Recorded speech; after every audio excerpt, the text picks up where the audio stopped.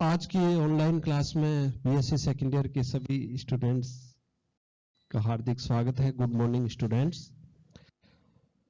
पिछली क्लास को कंटिन्यू रखते हुए आज के इस ऑनलाइन वीडियो में अपन देखते हैं mesotartaric synthesis of mesotartaric acid and synthesis of racemic DL tartaric acid. ठीक है, तो इनके जो सिंथेसिस हैं उनका अपन अलग अलग तरीके से देखते हैं किस तरीके से। तो यहां पर देखिए,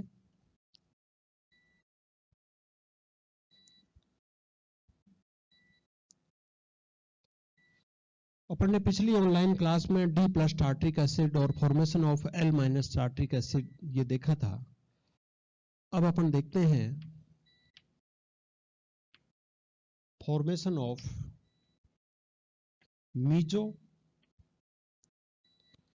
tartaric acid and DL plus minus tartaric acid.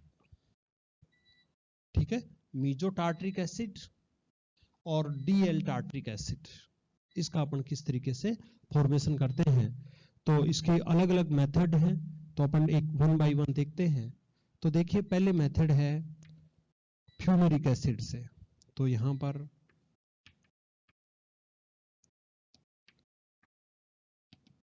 Fumaric acid का क्षारीय पोटेशियम परमैंगनेट, तनु क्षारीय पोटेशियम परमैंगनेट की प्रेजेंस में यदि अपन ऑक्सीडेशन करते हैं तो फ्यूमेरिक अम्ल का ऑक्सीडेशन हो जाता है और उससे अपने को प्लस माइनस टार्ट्रिक एसिड, या यूं कहें कि टार्ट्रिक एसिड का रेसिमिक मिश्रण है, वो प्राप्त होता है। तो आप जानते हैं फ्यूमेरिक एसिड है, वो फ्यूमेरिक एसिड इस तरीके से होता है COH CH COOH, ये इस तरीके से फ्यूमेरिक एसिड। और इसका अपन तनु विलयन में इसका ऑक्सीडेशन करवाते हैं। यहाँ पर बेसिक कंडीशन में यहाँ पर KMnO4 ऑक्सीडाइजिंग एजेंट के रूप में काम में लेते हैं। तो यहाँ पर जो H2O और ऑक्सीजन, तो यहाँ पर OH और OH, इसका क्या हो जाता है, ऑक्सीडेशन हो जाता है। वैसे आपने KMnO4 के केस में पढ़ा होगा कि यहाँ पर जो मैग्नेट आयन है वो ऑक्सीजन एटम के द्वारा जो डबल बॉन्ड है उस डबल बॉन्ड से जुड़ जाता है ऑक्सीजन एटम के द्वारा, और फिर जब उसका हाइड्रोलाइसिस करते हैं तो यहाँ पर OH ग्रुप है वो आ जाते हैं। ठीक है, ये उसके मैकेनिज्म में है। और सीधा सा अपन यूं देखें कि यहाँ पर जो H2O और ऑक्सीजन, तो यहाँ पर जो अपने को प्राप्त होता है वो होता है CHOH COOH और HCOH COOH। तो ये जो है ये है DL plus minus tartaric acid. तो यहां पर अपने को D और L टार्टरिक एसिड प्राप्त होते हैं। दोनों के बनने की पॉसिबिलिटी है वो क्या होती है, समान होती है, और समान होने के कारण से यहाँ पर अपने को रेसिमिक मिक्सचर प्राप्त होता है। तो यहाँ पर डी टार्टरिक एसिड का भी फॉर्मेशन होता है और एल टार्टरिक एसिड का भी, तो अपने को एक मिक्सर प्राप्त होता है। तो इस तरीके से यहाँ पर जो इसकी जो थर्ड फॉर्म है टार्टरिक एसिड की, उसको अपन सिंथेसिस करते हैं। सेकंड है यहाँ पर मैलेइक एसिड से।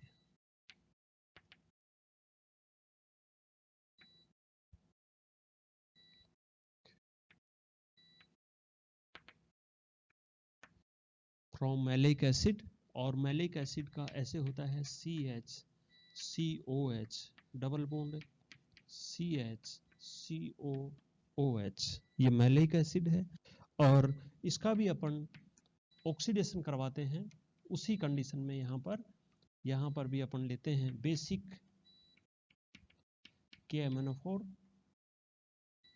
और यहाँ पर जो अपने को प्राप्त होता है CHOH COH और CHOH COOH, ये जो बनता है ये होता है मीजो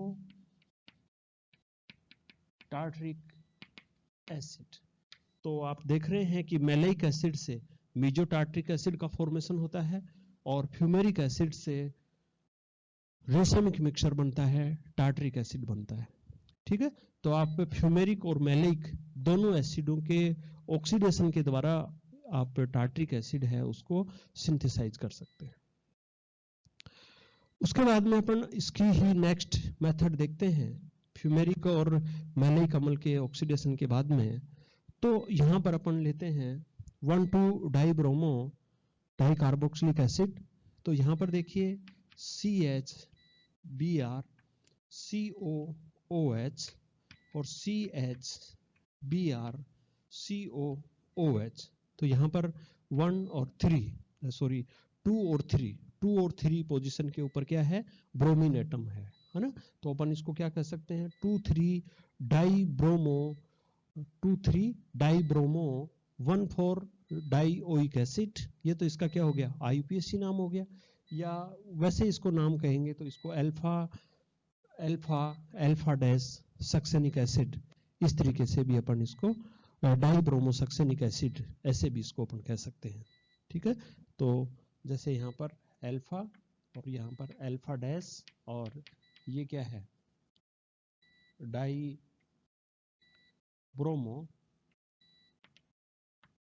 सक्सेनिक एसिड। तो ये alpha dash dibromo succinic acid है। और ये जो सक्सेनिक एसिड है इसकी रिएक्शन आप नम सिल्वर ऑक्साइड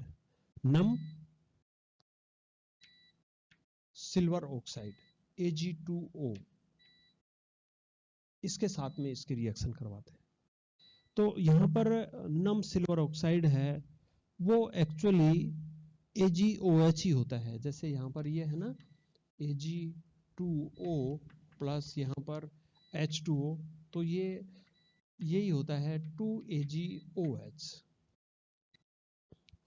ठीक है, तो यहाँ पर ये जो है 2AgOH है या 2Ag नम सिल्वर ऑक्साइड है, इसी को अपन यूं लिख सकते हैं Ag2O प्लस H2O। ठीक है, तो यहाँ पर ये जो नम सिल्वर ऑक्साइड होता है उसकी रिएक्शन अपन अल्फा डाइब्रोमो सक्सेनिक एसिड के साथ में करवाते हैं।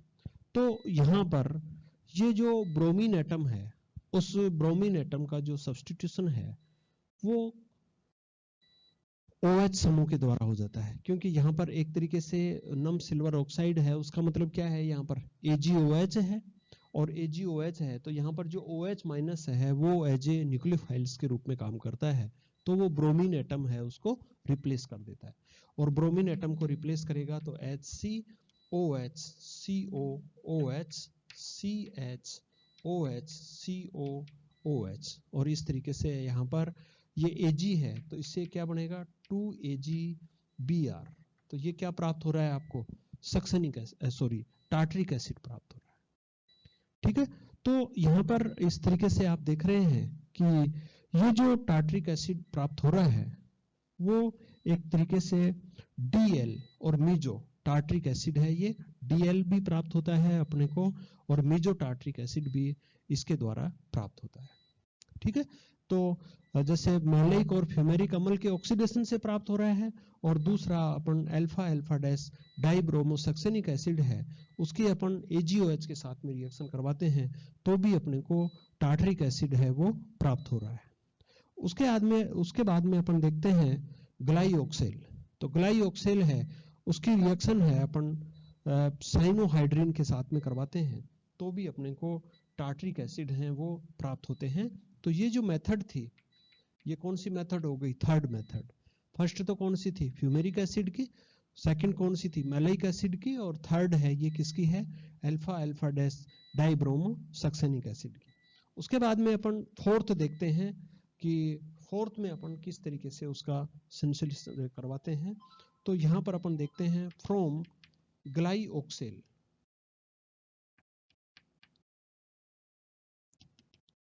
ग्लाइऑक्सेल है वो देखिए यहाँ पर ऐसे होता है CHO और CHO। ठीक है, और यहाँ पर इसमें दो एल्डिहाइडिक ग्रुप हैं वो आपस में अटैच हैं। इसकी रिएक्शन करवाते हैं अपन HCN के साथ में, दो मॉलिक्यूल HCN के इसके साथ में रिएक्ट होते हैं। आपने पढ़ा है कार्बोक्सिलिक एसिड की रिएक्शन, और कार्बोक्सिलिक एसिड की रिएक्शन में आप जानते हैं कि जैसे मान लो C डबल बॉन्ड O और प्लस HCN, तो यहाँ पर आप देखेंगे कि जो CN है वो एज ए न्यूक्लियोफाइल्स के रूप में है, और यहाँ पर तो ये CN है वो किससे जुड़ता है, C से, और ऑक्सीजन के ऊपर क्या आ जाता है, माइनस चार्ज। फिर जो काउंटर आयन है रिमेनिंग है वो H प्लस आयन है, वो यहाँ पर इस तरीके से जुड़ जाएगा।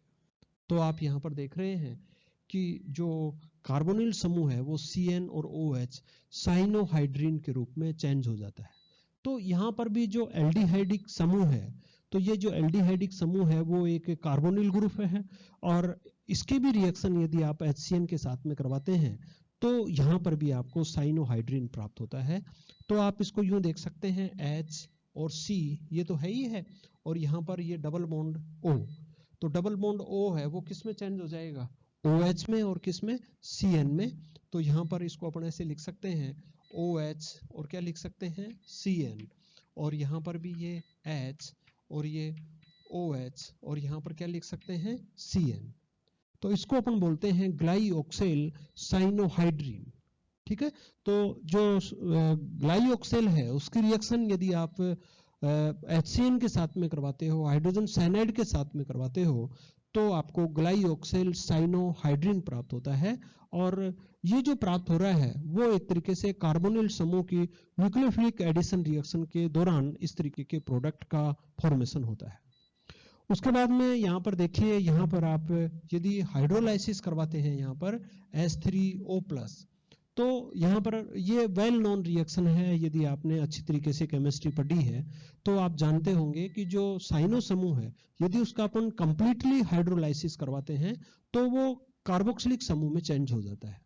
यदि उसका पार्शियल हाइड्रोलाइसिस करवाते हैं तो वो एमाइड में चेंज हो जाता है, और यदि आप उसका कंप्लीटली रिडक्शन करवाते हैं तो वो एमीन में चेंज हो जाता है। तो यहाँ पर जो साइनो समूह है, जैसे एल्किल साइनाइड है, उससे अपन डिफरेंट प्रोडक्ट है उसका अपन फॉर्मेशन कर सकते हैं।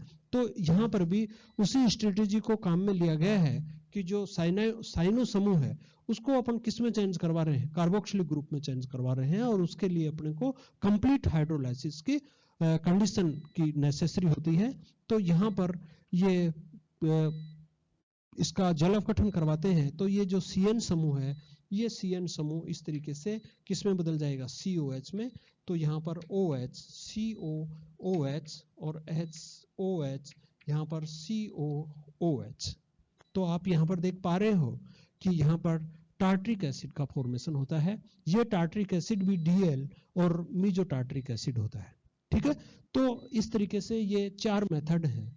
तो आपने पहले देखा आपके इसमें सिंथेसिस के अंदर कि जो प्लस टार्ट्रिक एसिड है वो अपन ओरगोल से प्राप्त करते हैं, माइनस टार्ट्रिक एसिड है वो अपन रेसेमिक मिक्सचर के रिजोल्यूशन से प्राप्त करते हैं, और मीजो और जो DL टार्ट्रिक एसिड है वो अपन 4 मेथड हो गई, fumaric acid, maleic acid, alpha alpha dash dibromosuccinic acid, और यहाँ पर ग्लाइऑक्सिल। तो इस तरीके से इन 4 मेथड्स के द्वारा अपन इस तरीके के जो टार्ट्रिक एसिड हैं उनको भी अपन सिंथेसिस कर सकते हैं। तो इस तरीके से आपने ये पढ़ा कि अपन टार्ट्रिक एसिड के जो संश्लेषण है उसके डिफरेंट मेथड्स हैं, और इन मेथड्स के द्वारा अपन टार्ट्रिक एसिड को संश्लेषण कर सकते हैं। यहाँ पर सिंथेसिस के बाद में अपन नेक्स्ट देखते हैं physical properties of tartaric acid. तो physical properties of tartaric acid है, इसके अंदर आप देखेंगे कि इसकी कौन कौन सी जो फिजिकल प्रॉपर्टी है वो यहाँ पर रहती हैं। तो आपने ये तो देखा ही है कि जो टार्ट्रिक एसिड है उसके 4 फॉर्म होते हैं, और इन 4 फॉर्म होते हैं। तो यहाँ पर जो अलग अलग जो टार्ट्रिक एसिड की फॉर्म होगी उनके जो प्रॉपर्टीज हैं वो प्रॉपर्टीज भी उसी के अकॉर्डिंग डिफरेंट होती हैं। तो यहाँ पर जैसे सबसे पहले तो अपन ये लिख सकते हैं कि जो टार्ट्रिक एसिड है वो रंगीन और क्रिस्टलीय ठोस होता है, कलरलेस एंड क्रिस्टलाइन सॉलिड होता है। ठीक है, सेकंड अपन यूं कह सकते हैं कि जो टार्टरिक एसिड है वो जल तथा अल्कोहल में विलय होता है, परंतु ईथर में अविलय होता है। इसका मतलब क्या है कि ये पोलर नेचर का होता है, और पोलर नेचर का होने के कारण से ये पोलर जो प्रोटिक सॉल्वेंट होते हैं उनके अंदर ये डिजोल्व होता है, और ईथर और जैसे ऑर्गेनिक सॉल्वेंट हैं उनके अंदर ये सोल्यूबल नहीं होता है, अनडिजोल्व रहता है। ठीक है, ये तो इनकी आ गई सोल्युबिलिटी। सोल्युबिलिटी के बाद में यदि अपन इसके मेल्टिंग पॉइंट की बात करें तो अलग अलग जो हैं उनके जो मेल्टिंग पॉइंट है वो अपने को अलग अलग प्राप्त होते हैं। तो जैसे मान लीजिए डी है, एल है, और यहाँ पर मीजो है, और यहाँ पर डीएल है। ठीक है, तो जो मीजो है और जो डीएल है, तो जो मीजो है जैसे इसका 170 डिग्री सेंटीग्रेड होता है, इसका भी 170 डिग्री सेंटीग्रेड होता है, इसका 140 डिग्री सेंटीग्रेड, और इसका है वो 206 डिग्री सेंटीग्रेड। तो इस तरीके से यहाँ पर 206 डिग्री सेंटीग्रेड ये इसके क्या होते हैं, गलनांक होते हैं। तो आप देख रहे हो जो अलग अलग फॉर्म हैं जैसे डी एल और एल है, इनके जो मेल्टिंग पॉइंट हैं वो क्या हैं, समान है। यहाँ पर इसका अपन स्पेसिफिक रोटेशन देखें तो डी है प्लस, प्लस का मतलब ये प्लेन पोलराइज्ड लाइट के जो प्लेन होता है उसका जो तल होता है उसको क्लॉकवाइज डायरेक्शन में उसको रोटेट कर देता है। ये आपने कल भी मैंने आपको ऑनलाइन क्लास में बताया था इसकी, जब इसके फॉर्म के रूप में अपन ने विस्तृत चर्चा की थी। तो यहाँ पर प्लस आएगा, और इसका जो होता है वो होता है 12 डिग्री। ठीक है, 12 डिग्री क्या है, ये स्पेसिफिक रोटेशन है। प्लेन पोलराइज्ड लाइट को ये क्लॉकवाइज डायरेक्शन में 12 डिग्री एंगल से उसको रोटेट कर देता है। इसका मतलब ये हुआ।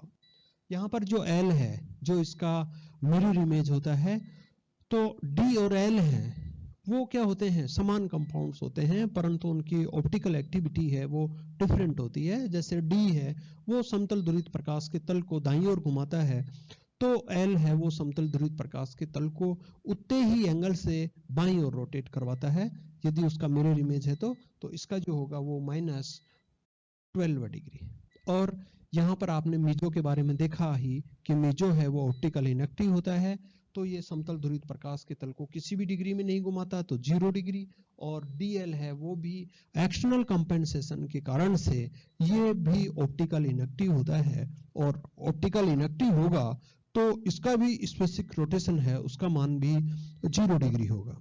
ठीक है, इनकी जो डेंसिटी है, आपेक्षिक जो घनत्व है, यदि अपन उसकी बात करें तो ये इसका आपेक्षिक घनत्व होता है 1.76, और इसका जो आपेक्षिक घनत्व है वो 1.76 और 1.67, और इसका जो आपेक्षिक घनत्व है वो है 1.70। ठीक है, तो यहाँ पर जो रिलेटिव डेंसिटी है इनकी, वो रिलेटिव डेंसिटी भी अलग अलग फॉर्म की रिलेटिव डेंसिटी भी अलग अलग होती है, और इनका स्पेसिफिक रोटेशन भी डिफरेंट होता है, और इसका मेल्टिंग पॉइंट है वो भी इनकी फॉर्म के अकॉर्डिंग डिफरेंट होता है। तो ये सारी हैं, ये इनकी फिजिकल प्रॉपर्टी हैं टार्टरिक एसिड की। तो ये टार्टरिक एसिड की फिजिकल प्रॉपर्टी, टार्टरिक एसिड का सिंथेसिस। ठीक है, तो आगे जो नेक्स्ट क्लास होगी उसमें अपन देखेंगे chemical properties of tartaric acid, और उसमें अपन देखेंगे कि किस तरीके से इसकी केमिकल प्रॉपर्टीज होती हैं और कैसे ये रासायनिक जो पदार्थ हैं उनके साथ में रिएक्शन करके नए प्रोडक्ट का फॉर्मेशन करता है। तो ये नेक्स्ट वीडियो में देखेंगे। तब तक के लिए आप स्वस्थ रहें, खुश रहें, और ऑनलाइन वीडियो देख देख के अपना स्टडी है उसको कंटिन्यू रखें, और किसी भी स्थिति में कोविड-19 की के मद्देनजर को रखते हुए, अपने आप को सेफ रखते हुए, आप अपनी पढ़ाई को बाधित नहीं करते हुए कंटिन्यू अपना स्टडी करते रहें। Thank you.